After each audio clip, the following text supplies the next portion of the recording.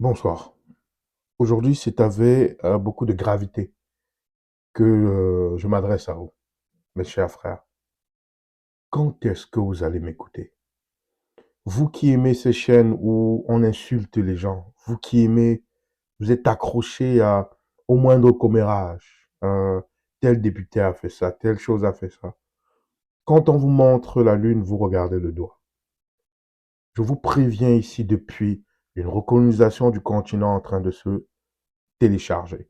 Et la recolonisation du continent, vous vous attendez des grosses armées, mais elle va commencer exactement comme celle que des années 30 ou des années 40 ont débuté. Elle va commencer tranquillement par la vente du continent par nos propres frères. Et c'est toujours ça. Donc, ce qui arrive au Congo, l'accord, le pseudo-accord signé au Congo, euh, c'est triste.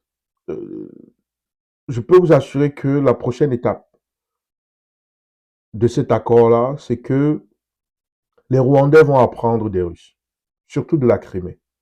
Et vous allez voir d'ici un an ou deux, peut-être même trois, cinq, je ne suis pas capable de donner la date exacte, qu'il y a eu un référendum dans cette partie du Congo, Goma et autres, et que le référendum veut une autonomie.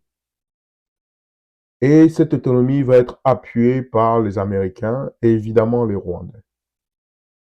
Mais ça fait des années on vous dit ça. Ben, on vous dit, je le crie, les gens ne le comprennent pas. Mais avant tout, c'est la faute des Congolais. Donc je n'ai aucune larme. Les Camerounais doivent apprendre. Les Camerounais doivent apprendre. Parce que le Congolais est en train de vous montrer le résultat de je veux voir grandir mes enfants.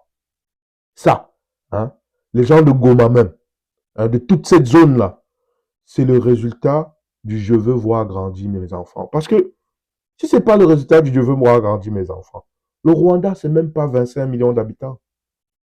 Le Congo approche les 100 millions. Donc, juste à l'échelle, je peux peut-être me tromper sur les proportions, mais je suis prêt à vous assurer que les Congolais sont facilement 10 fois plus que les Rwandais. Donc, comment est-ce qu'on peut m'expliquer qu'à l'échelle juste du nombre, un géant est aussi mis à genoux par une souris? Juste du nombre. J'ai déjà fait une vidéo là-dessus. Donc, le premier responsable, c'est le peuple congolais. Hmm? Mes frères, c'est vous qui êtes responsable de votre situation. C'est triste. Mais vous êtes tout premier responsable. Le je veux voir grandir mes enfants. Donc, ce qui se passe dans le sud, là, ça ne nous concerne pas, hein, à la capitale. On regarde le foot, on danse la rumba, on chante sur du Fali Poupa. Eux, ils peuvent se débrouiller. Hein. Nous, on est Congolais, parce que ça va, on vit, on mange. Eux, ils peuvent se débrouiller, ils ne sont pas Congolais. Quand cette partie-là va être partitionnée de votre si cher beau pays, hein, facilement, vous allez perdre 15% de votre PIB. Et là, vous allez commencer à avoir les conséquences, en fait. C'est parce que l'argent continue à rentrer par les canaux noirs. Donc, tous ces bandits-là, ils vont fêter dans les grandes villes congolaises. Mais lorsque cette portion-là va avoir son indépendance et va devenir un satellite rwandais, vous allez comprendre. Parce que je veux voir grandir mes enfants. C'est le problème des autres. Ça ne me concerne pas. Alors qu'on vit tous dans le même pays, finit toujours par nous rattraper. Donc le premier responsable, c'est le peuple congolais. Pour ça, pour le je veux voir grandir mes enfants. Et pourquoi le peuple congolais est encore le plus grand responsable de cette histoire? C'est parce qu'il a permis à Tshisekedi de rester au pouvoir. Quelqu'un qui n'a aucune droiture. Aucune. Parce que la façon dont il arrive au pouvoir, c'est par de la fraude. La façon dont il arrive au pouvoir, c'est par de la trahison. Ça vous montre déjà le caractère, comme on dit en anglais, de l'individu. Et c'est un individu qui est hautement incompétent. Hautement incompétent. Ne vous noyez pas dans les développements de capitales comme Kinshasa ou de deux ou trois autres villes. La RDC, misère. Hormis ces trois, quatre villes-là qui sont principales, la RDC misère grandement. Dans la majorité de la population, ils misaient grandement. Donc ne vous trompez pas. Dans les Congolais, en acceptant même que Tshisekedi prenne le pouvoir, mais déjà, il validait un problème, un gros cancer. Donc, il n'y a aucune larme. Ils vont simplement vivre avec les conséquences. Le deuxième responsable, évidemment, c'est Tshisekedi. Mais avant même Tshisekedi, le deuxième responsable, ce sont tous ces influenceurs, et on y revient. Nathalie Yam, Kémy Seba, Alain Foucault, et j'en passe, Franklin Yamsi, tous ces gens à gorge déployée célébraient, qui célébraient le président rwandais. Mais où êtes-vous aujourd'hui? Et pourquoi vous le célébrez autant? Simplement parce qu'il avait chassé la France. Donc, encore une fois, ça revient à ce que je vous dis. Ces aînés qui mènent des combats de rancœur personnelle. Ils ne le font pas pour l'Afrique. Tous ces gens que j'ai cités là, et tous les gens de leur courant de pensée, ils ne se battent pas pour l'Afrique, ils se battent pour leur ego, pour se sentir bien, pour la revanche qu'ils veulent avoir sur le colon. Ils se battent pour une place dans l'histoire comme ceux qui ont puni le colon. Mais comme ce sont des gens qui, intellectuellement, ne réfléchissent pas profondément au développement de l'Afrique vers l'avant, mais réfléchissent juste qu'on soit l'Afrique qu'en termes de combat passé, ils ont sensibilisé toutes les populations, n'est-ce pas, à supporter passivement les bêtises que Kagame faisait. Parce que ce qui se passe aujourd'hui au Congo, c'est pas nouveau. Mais qui a mis Kabila paix? C'est Kagame. Ce même Kagame que ces gens célébraient. Un noir qui tue d'autres noirs. Que ces gens célébraient. Et c'est ce que je n'arrête pas de vous expliquer. Le problème de l'Afrique, c'est l'Africain, c'est la majorité de ces Africains et de ces intellectuels. C'est d'abord ça le problème. Le blanc n'a pu gagner l'Afrique, l'Occident n'a pu coloniser l'Afrique qu'à cause des Africains et de leurs intellectuels corrompus. Et c'est ça le problème. Donc aujourd'hui, je vois un documentaire de Alain Foucault dire que oui, vraiment, c'est la faute au peuple africain. Mais lui-même, il est responsable. Puisque le Kagame en question, c'est quelqu'un que lui célébrait et qu'il prenait pour exemple. Vous pouvez trouver toutes les vidéos d'Alain Foucault sur Internet qui le célébrait. Et c'est ça le gros problème africain.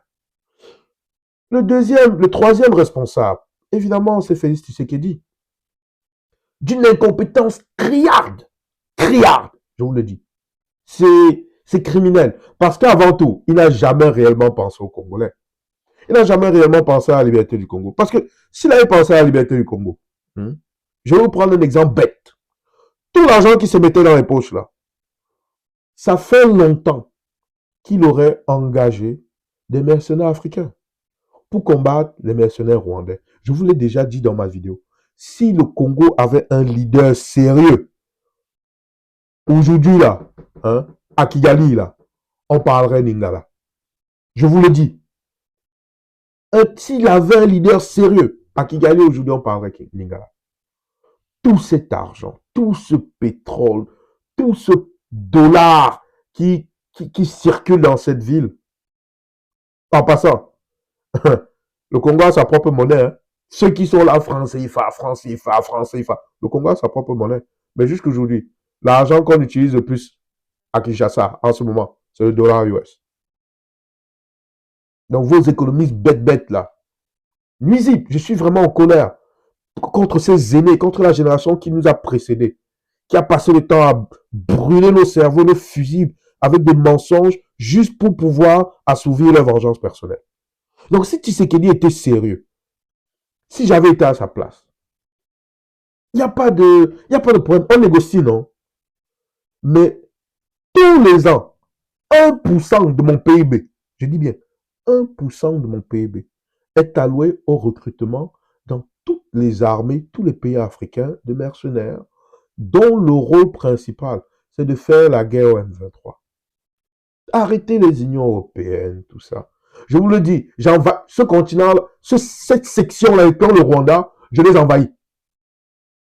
Je vous le dis. Il y a plein de pays pauvres en Afrique, là, où des soldats touchent moins de 5000 francs CFA par jour.